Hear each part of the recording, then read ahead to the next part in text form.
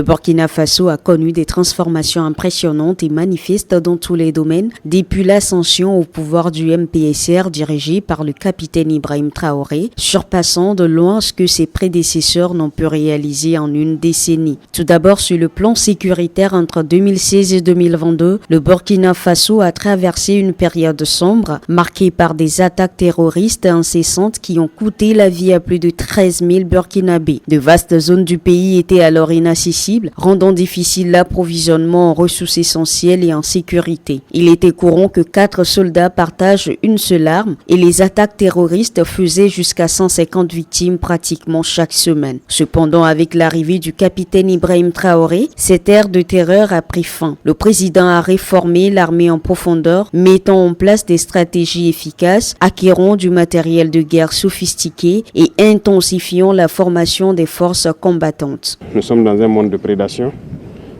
Pour avoir la paix, il faut faire la guerre. Donc, faites la guerre.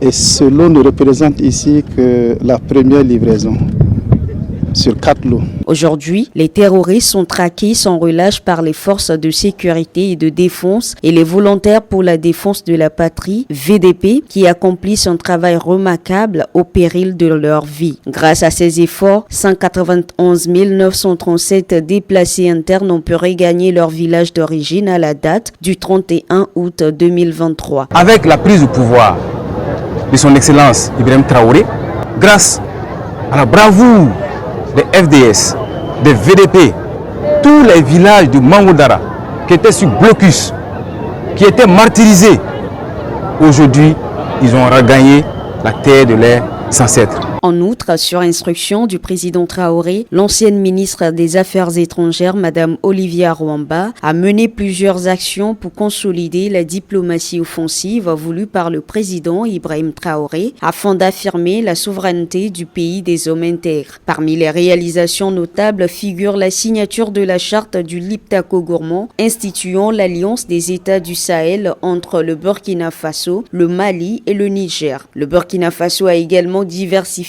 ses partenariats en renforçant ses liens avec la Russie, l'Iran, la Corée du Nord, la Turquie, qui fournissent aujourd'hui du matériel de guerre au pays. La coopération entre le Burkina Faso et la République islamique d'Iran ne date pas d'aujourd'hui.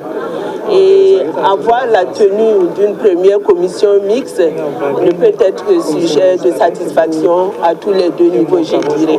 L'une de ces actions marquantes est la rupture de certains accords coloniaux avec la France, affirmant ainsi la souveraineté du Burkina Faso. Parallèlement, les autorités de la transition ont mis en place un programme d'entrepreneuriat social pour relancer l'économie, même en temps de crise. Des initiatives stratégiques ont été lancées telles que la mise en place d'une usine de transformation de tomates à Bobo-Dioulasso. Ça va beaucoup aider les cultivateurs de tomates. Et aussi, ça va beaucoup aider aussi la population. Si on a trouvé une usine de transformation, alors là vraiment c'est un grand avantage. La création d'une société d'économie mixte pour confectionner des tenues militaires et paramilitaires, valorisant ainsi le coton local. Le lancement des activités de Golden Hunt, une usine de traitement des résidus miniers. Je peux dire sans me tromper que le Burkina est le 2e pays en Afrique à développer cette technologie. C'est une technologie qui ne s'importe pas.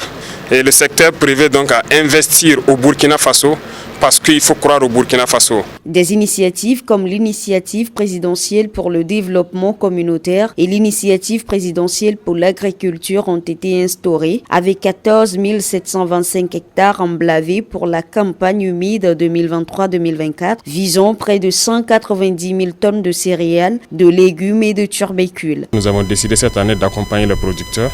Le ministère avait déjà engagé un processus de labour gratuit de 64 000 hectares dans toutes les régions. Sur le plan de la santé, une série de réformes a été mise en œuvre pour offrir des soins de santé de qualité et accessibles à tous. Cela inclut la construction et la modernisation de plusieurs centres de santé, ainsi que la réduction significative des coûts de prise en charge médicale. Récemment, le président Ibrahim Traoré a remis 15 cliniques mobiles au ministère de la Santé et de l'Hygiène publique pour rapprocher les soins des populations. L'objectif, c'est de rapprocher donc les soins des populations les plus vulnérables.